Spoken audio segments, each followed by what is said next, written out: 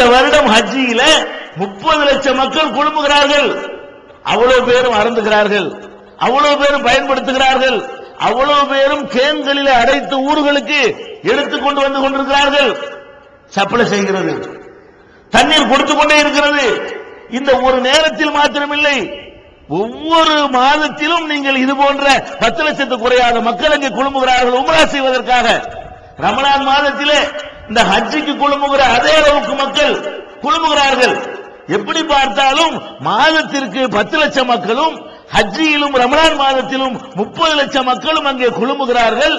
அத்தனை பேருக்கும் ஒரு நீரூற்று பாலைவனத்திலே தொடர்ந்து பல்லாயிரம் ஆண்டுகளாக தண்ணீரை விநியோகித்துக் கொண்டிருக்கிறது என்று சொன்னால் அது அல்லாஹ்வுடைய அல்லாஹ்தான் அந்த நீரூற்றை ஏற்படுத்தினான்.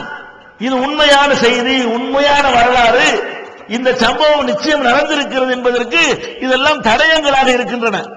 அந்த நீரை கூட நீங்கள் பாருங்கள், ஹஜ்ஜிக்கு சென்றவர்கள் அந்த நீரை எடுத்துக்கொண்டு வந்து ஒரு கேனிலே பாட்டிலே அடைத்து வைத்திருக்கிறார்கள்.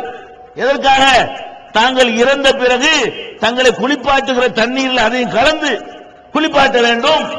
இப்படி மார்க்கத்தில் சட்டம் இல்லை என்று நினைத்து அதை தண்ணீரை கொண்டு வந்து வைக்கிறார்கள். 25 வயசுல 30 வயசுல ஹஜ்ஜுக்கு போயிருப்பாரு, 70 வயசுல மௌத்தா போவாரு. 40 வருஷம் அந்த பாட்டில தண்ணி இருக்கும், கெட்டு போவாரு. 40 வருடங்களாக 30 வருடங்களாக ஒரு தண்ணீரை அவர் வைத்துக் கொண்டிருக்கிறார். அதுல எந்த கிருமிகளும் வரக்கானா, எந்த ஒரு பூச்சி வரக்கானா, எவ்வளவோ மினரல் வாட்டர் என்றெல்லாம் தயார் செய்கிறார்கள். அதெல்லாம் 15 நாளைக்கு அப்புறம் கடையில இருந்து வாபஸ் வாங்கி விடுவார்கள். ஏன்? பூச்சி வந்துடும். பூச்சி வரக்கூடாது என்பதற்காகவே பூச்சிக்கொல்லி மருந்து அதில் கலக்கிறாங்க. அப்படி இருந்து 15 நாளைக்கு தாக்கு பிடிக்கிறது. குளிர்பானங்கள் எல்லாம் பூச்சி மருந்து கலந்தார்கள் என்று இப்ப கண்டுபிடிச்சு ஊழல் நடந்தது. அதுக்கெல்லாம் என்ன காரணம்? தண்ணி வந்து ஒரு குறிப்பிட்ட நாளில் கெட்டு போய்விடும், மாசுபட்டு விடும். ஏன் இது படமாட்டேங்குது? அப்ப இப்ராஹிம் நபி அவர்களும் அவங்க குடும்பத்தாரும் செய்த தியாகத்திற்கு அல்லாஹ் கொடுத்த கிஃப்ட்ல இந்த சம்சம் என்ற கிஃப்ட், சஃபா மர்வா என்பது. இப்ராஹிம் நபி அவர்கள் அல்லாஹ்வுடைய கட்டளை பிரகாரம் மகனை அறுப்பதற்கு துணிகிறார்கள். உடனே அல்லாஹ் அழைத்து என்ன செய்கிறான்? நிறுத்த இப்ராஹிமே, யா இப்ராஹிம் கத் சத்தக்த ரூயா இன்னா கதாலிக நஜிஸில் முஹ்சினீன். இப்ராஹிமே, கனவை மெய்ப்படுத்தி விட்டாய், இப்படித்தான் நல்ல காரியம் செய்பவர்களுக்கு நாம் பரிசளிப்போம் என்று அல்லாஹ் சொல்லுகிறான். இந்த பணியை செய்ய போகும் பொழுது அவர்களுக்கு முன்னே ஷைத்தான் குறுக்கிடுகிறான், இப்லீஸ் வருகிறான். இறை தூதர்களுக்கு ஷைத்தான்கள், இப்லீஸ்கள் காட்சி தருவார்கள். அவன் வந்து தடுக்கிறான், அவன் வந்து கெடுக்கிறான். எப்படி எத்தனை வயசுல உனக்கு இந்த புள்ள கிடைச்சிருக்குது? இளம் வயசுல பெற்ற புள்ளையா? தள்ளாத வயசுல முதுமையில ஒரு குழந்தையை கொடுத்துட்டு அதை போய் அறுக்க போறிய? உனக்கு அறிவு இருக்குதா? இப்படி செய்யலாமா? மறுபடியும் உனக்கு குழந்தை பெறுவதற்கு சக்தி உடம்புல இருக்குதா? என்றெல்லாம் பலவிதமாக ஷைத்தான் அவர்களை கெடுக்க வரும் பொழுது கல்லை எடுத்து அவனை வீசி விரட்டுகிறார்கள். 3 இடங்களில் அவர்களை ஷைத்தான் வழிமறிக்கிறான். 3 இடங்களிலும் ஷைத்தானை கண்ணால் பார்த்ததால் அவர்கள் கல்லை வீசினார்கள். உங்களை வீச சொல்றாங்க அல்லாஹ். நீங்க ஷைத்தான் அங்க பார்க்கிறது கிடையாது. அந்த அம்மா ஓடின மாதிரி நீ ஓடுங்கிறா. இவர் கல்லை விட்டு எரிஞ்சாரா இல்லையா? ஷைத்தாங்க நீ பார்க்கல. ஷைத்தான் என்னிடத்தில் வாழாட்ட வந்தால் நானும் இதே மாதிரி விரட்டுவேன் என்று ஒரு சிம்பாலிக்காக உணர்த்துவதற்காக நமக்கு அதை கடமையாக்கி இருக்கிறோம். நாம் அந்த காரியத்தை ஒரு இபாதத்தாக வணக்கமாக செய்து கொண்டிருக்கிறோம். அல்லாஹ்வும் தன்னுடைய திருமறை குர்ஆன்ல அதை வலியுறுத்தி சொல்கிறான். நபிகள் நாயகம் ஸல்லல்லாஹு அலைஹி வஸல்லம் அவர்களும் அதை நடைமுறைப்படுத்தி காட்டி இருக்கிறார்கள். ஏன் இது செய்யறோம்? அவர் கல்ல எறிஞ்சா நீனு போய் எறிங்கிறான்ல, அவர் போய் அந்த தண்ணீர் அவருக்காக உருவானுச்சுன்னு சொன்னா அதை போய் நீனு குடின்னு சொல்றான். அவருடைய மனைவி ஓடினாங்கன்னு சொன்னா நீனு ஓடுன்னு சொல்றான். அவர் எந்த இடத்துல தங்கி இருந்து அந்த காபத்துல்லாவை கட்டினாரோ, வத்தஹிது மின் மகாமி இப்ராஹிம் முஸல்லா, இப்ராஹிம் தங்கிய இடத்துல நீங்கள் ஒரு 2 ரக்காத் தொழுது கொள்ளுங்கள் என்று அல்லாஹ் அதுக்குன்னு ஒரு சிறப்பு தகுதியை கொடுக்கிறான். இப்படி இப்ராஹிம் நபி அவர்களுக்கு வந்து அல்லாஹ் கொடுத்த அருள் இருக்கிறது, அது சாதாரணமாக கிடைத்த அருள் இல்லை. அவருடைய தியாகத்திற்காக எதையும் செய்ய இது காலலகு ரப்புஹு அஸ்லிம், கட்டுப்படுறியா நல்லா கேட்கிறான். விஷயத்தை சொல்லு பாப்போம் அவர் சொல்லல. அஸ்லம்துல் ரப்பில் ஆலமீன், ரப்புல் ஆலமீன் நான் கட்டுப்படுகிறேன். அவருடைய பேச்செல்லாம் இதுவாகத்தான் இருந்தது. அதான் அவருடைய அந்த திராண நம்பிக்கைகளுக்கு எதிராக போர் தொடுக்கிறார். அந்த காட்டு மிராண்டி காலத்திலே இப்படி போர் தொடுப்பதாக இருந்தால் என்ன நடக்கும் என்று அவருக்கு தெரியும். தெரிஞ்சே தொழுகிறார். நீங்கள் வணங்கிக் கொண்டிருக்கிறீர்களே, இவையெல்லாம் நீங்கள் அழைத்தால் பதில் சொல்லுமா? நீங்க கொடுத்தா சாப்பிடுமா? ஹல் யஸ்மஊனக்கும் இது ததுவும், நீங்கள் கூப்பிடும் பொழுது பதில் ஏதாவது சொல்கிறதா என்றெல்லாம் அவர் கேட்கிறார். நெருப்பை வளர்த்து தூக்கி எறிகிறார்கள்.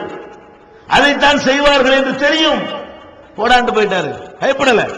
கொண்ட கொள்கையில் அவ்வளவு உறுதிப்பாடோடு இருக்கிறார். அல்லாஹ் மீது வைத்த நம்பிக்கையில் அசைக்க முடியாத அளவுக்கு அவருக்கு உறுதி இருக்கிறது. இப்படி எல்லாம் இப்ராஹிம் நபி அவர்களுக்கு அல்லாஹ் பயங்கரமான சிறப்புகளை கொடுத்திருக்கிறான். எந்த அளவுக்கு என்றால், நபிகள் நாயகம் ஸல்லல்லாஹு அலைஹி வஸல்லம் அவர்களே இப்ராஹிம் நபிக்கு கொடுத்த சிறப்பை பார்த்து அவங்க ஆவல் படுறாங்க. எப்படி ஆவல் படுறாங்க? ஒவ்வொரு தொழுகையிலும் நீங்கள் அவர் அதை நினைவு கூறுகிறீர்கள். அத்தஹியாத்தில் அமர்ந்து கொண்டு அல்லாஹும்ம ஸல்லி அலா முஹம்மதின், இறைவா முகமதுக்கு நீ அருள் புரிவாயாக, அலா ஆலி முஹம்மதின், முகமதுடைய குடும்பத்திற்கு அருள் புரிவாயாக, மாதிரி கமா ஸல்லைத அலா இப்ராஹிம், இப்ராஹிமுக்கு அருள் செஞ்ச மாதிரி எங்க முகமது ஸல்லல்லாஹு அலைஹி வஸல்லத்துக்கும் அருள் புரிவாயாக கேட்க சொல்றாங்க. யாருக்கு அருள் கூட? இப்ராஹிம் நபிக்கு செஞ்ச அருள் மாதிரி எங்க நபிக்கு அல்லாஹ் செய்யி. நம்மை நபிகள் நாயகம் ஸல்லல்லாஹு அலைஹி வஸல்லம் கேட்க சொல்கிறார்கள்.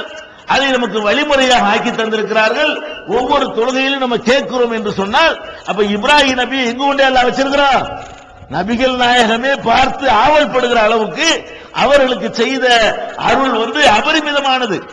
மஹ்ஷர் மைதானத்தில் எழுப்பப்படும் பொழுது நாம எல்லாம் நிர்வாணமாக இருப்போம். யாருக்குமே ஆடை இருக்காது.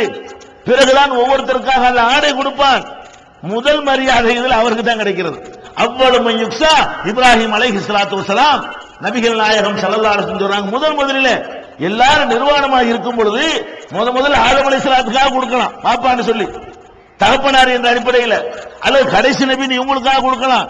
நடுவுல ஒரு ஆளை தூக்கி எடுத்து எல்லாரும் செய்யலாம், தேர்வு செஞ்சு இந்த உனக்கு தான் ஃபர்ஸ்ட் இடம். மஹ்ஷர் மைதானம் முதல்ல ஆடை வழங்கப்படக்கூடியவர் யாரு? இப்ராஹிம் நபி.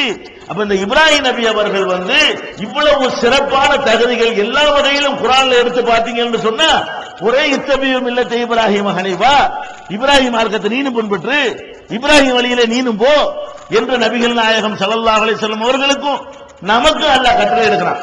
இப்படி பல்லாயிரம் ஆண்டுகளுக்கு முன்னால் வாழ்ந்த ஒரு இறை தூதருடைய வரலாற்றை சொல்லி ஒவ்வொரு விஷயத்திலும் நீ கட்டுப்படு, நீ கட்டுப்படு, நீ கட்டுப்படு என்றெல்லாம் சொல்கிறான். இது இப்ராஹிம் நபியுடைய தியாக வரலாறுகள். அதற்காக அல்லாஹ் கொடுத்த அந்தஸ்துகளை அறிகிறோம். அதே நேரத்தில் இதான் மெசேஜ், செய்தி என்னவென்று சொன்னால், எவ்வளவுதான் தியாகம் செய்திருந்தாலும், அந்த தியாகத்திற்காக எவ்வளவு பெரிய அந்தஸ்துகளை அல்லாஹ் கொடுத்தாலும், அல்லாஹ் தான், மனிதர் தான்.